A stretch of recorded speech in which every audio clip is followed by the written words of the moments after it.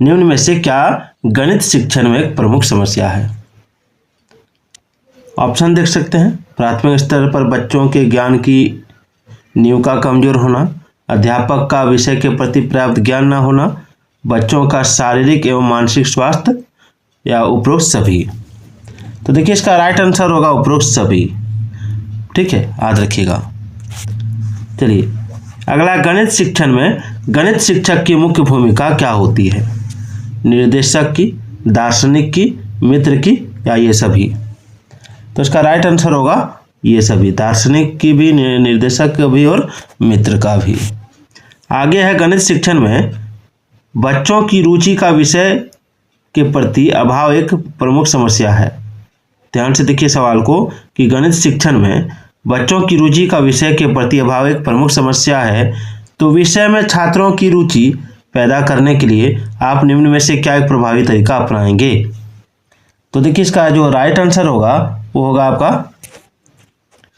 Option 4, खेल विधि से शिक्षण करवाएंगे, खेल विधि से। ठीक है, चलिए आगे देखिए, गणित शिक्षण की समस्याओं को दूर करने के लिए निम्न में से क्या आवश्यक है? शिक्षक का व्यवहार उचित हो, व्यक्तिगत भेदों को कक्षा में अपनाया जाए, सभी विषयों के अभ्यास कार्य एक ही शिक्षण विधि से किए जाएं, या उपरोक्त सभी। तो देखिए इसका जो राइट आंसर होगा वो हो जाएगा शिक्षक का व्यवहार उचित हो, ऑप्शन 1। चलिए आगे है, निम्न में से क्या वर्तमान में गणित शिक्षण की प्रमुख समस्या है? तो देखिए गणित शिक्षण की प्रमुख समस्या है गणित शिक्षक की शिक्षण विधियां। ठीक है, गणित शिक्षक की शिक्षण विधियां। चलिए आगे देखते हैं। आगे है, बच्चे वातावरण में सहज रूप से सब कुछ सीख लेते हैं। यदि शिक्षक का व्यवहार बच्चों के प्रति अनुकूल है तो उक्त कथन दर्शाता है, क्या दर्शाता है? तो देखिए इसका राइट आंसर होगा शिक्षक के व्यवहार के महत्व को दर्शाता है। ठीक है, आगे आधुनिक शिक्षण विधियों का प्रयोग न किया जाना निम्न में से किसकी एक समस्या है? तो पाठ्य पुस्तक की, या शिक्षण की, या विद्यालय की, या अभिभावकों की? तो इसका राइट आंसर होगा शिक्षण की। आगे है, गणित शिक्षण में शिक्षण संबंधी समस्याओं को दूर करने के लिए आप निम्न में से क्या अपनाएंगे? तो देखिए इसका जो राइट आंसर होगा वो होगा आपका ऑप्शन 3, बच्चों में उचित दृष्टिकोण का विकास करेंगे। आगे है, गणित शिक्षण की समस्याओं को दूर करने के लिए अध्यापक को निम्न में से कौन सी अध्यापक क्रिया अपनानी चाहिए? तो देखिए इसका राइट आंसर होगा ऑप्शन 4, उपरोक्त सभी। समस्या प्रस्तुत करना, छात्र क्रिया को सही दिशा देना, या छात्रों का मूल्यांकन करना। अगला, बच्चों को गणित सरल एवं रुचिकर लगे इसके लिए एक शिक्षक को निम्न में से क्या उपाय करना चाहिए? तो देखिए गणित में मनोरंजन को स्थान देना चाहिए। ठीक है, दूसरा क्रियात्मक कार्यों को प्रधानता देना, तीसरा बच्चों को ज्ञान प्रदर्शन के लिए उचित अवसर प्रदान करना। आगे, गणित शिक्षण में अभ्यास कार्य देते समय क्या ध्यान रखना चाहिए? तो देखिए इसका राइट आंसर क्या होगा? अभ्यास कार्य का उद्देश्य स्पष्ट होना चाहिए, अभ्यास कार्य की गति उपयुक्त होनी चाहिए, पुनरावृत्ति उचित कालांतर से होनी चाहिए, या उपरोक्त सभी। तो देखिए इसका राइट आंसर होगा ऑप्शन 4। आगे, गणित शिक्षण की समस्या को दूर करने के लिए एक बालक में ज्ञान के प्रति रुचि उत्पन्न की जा सकती है।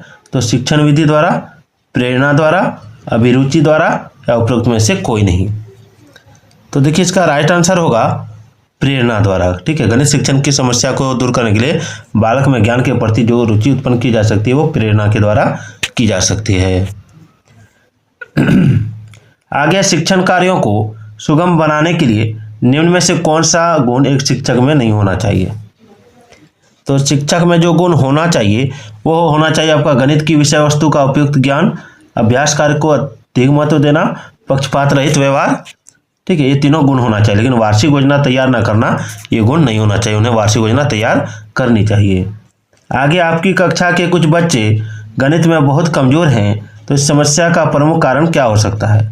प्राथमिक स्तर पर उन बच्चों की नींव का कमजोर होना, या शारीरिक रूप से उन बच्चों का स्वस्थ होना, या आपका उन पर ठीक से ध्यान ना देना, या उपयुक्त में से कोई भी। तो इसका राइट आंसर होगा आपका ऑप्शन 1, प्राथमिक स्तर पर उन बच्चों की नींव का कमजोर होना। ठीक है, ये जो है ये आपका बच्चे गणित में बहुत कमजोर होने का यह प्रमुख कारण है। अब हम लोग देखेंगे विगत वर्षों में पूछे गए महत्वपूर्ण प्रश्न को। आप देख सकते हैं, शिक्षार्थी के गणितीय निष्पादन अवरोधन के साथ संबंधित चाक्षुष स्मृति अवरोध का संभावित संकेतक क्या है? तो देखिए इसका राइट आंसर हो जाएगा आपका ऑप्शन 1, गणित संबंधी तथ्यों के संधारण में अयोग्यता और समय बताने में कठिनाई। आगे नीचे दिया गया कौन सा क्रियाकलाप कक्षा 3 के छात्रों की समस्याओं को हल करने की कुशलता में वृद्धि के लिए है? तो देखिए इसका राइट आंसर होगा आपका ऑप्शन 2, कोई सामूहिक परियोजना। ठीक है, प्राथमिक कक्षाओं के छात्रों को समान रूप से 4 सदनों में किस प्रकार विभाजित किया जाए ताकि हर सदन में खेल, कला, संस्कृति और शैक्षिक क्रियाकलाप के प्रतिभाशाली छात्र हों। ठीक है, यही। आगे एक शिक्षक कक्षा 5 की शैलजा से, ठीक है, एक आकृति की परिमाप के बारे में पूछती है। वह शैलजा से उसके हल को अपने शब्दों में बताने को भी कहती है। शैलजा जो है समस्या का सही हल करने में सक्षम थी, परंतु उसकी व्याख्या करने में सक्षम नहीं थी। तो यह शैलजा की निम्न विशेषता प्रदर्शित करता है। कौन सा? देख सकते हैं, सीटेट फरवरी 2015 में पूछा गया था। तो कौन सा विशेषता प्रकट करता है? तो ये हो जाएगा आपका ऑप्शन 1। ठीक है, कम आत्मविश्वास स्तर तथा गणितीय कौशल। ठीक है, कम आत्मविश्वास स्तर और कम गणितीय कौशल। आगे देखिए, आगे चौथी कक्षा के विद्यार्थियों के लिए अधिगम उद्देश्य दिया गया है। विद्यार्थी दशमलव वाली दो संख्याओं को, जो कि दशमलव के 2 स्थान तक हैं, को क्रम में रखने और उनकी तुलना करने की योग्यता रखता है। यह अधिगम का उद्देश्य उल्लेखित करता है। देखिए सीटेट सितंबर 2015 में पूछा गया था। तो इसका राइट आंसर होगा आपका विषयात्मक ध्येय को। ठीक है, आगे गणित की कक्षा में संप्रेषण का उल्लेख किस क्षमता का विकास करना है? देखिए इसका आंसर क्या होगा? इसका आंसर होगा आपका ऑप्शन 4, गणितीय विचार को सुव्यवस्थित, संचित और स्पष्ट करना। ठीक है, तो वीडियो कैसी लगी कमेंट जरूर कीजिएगा।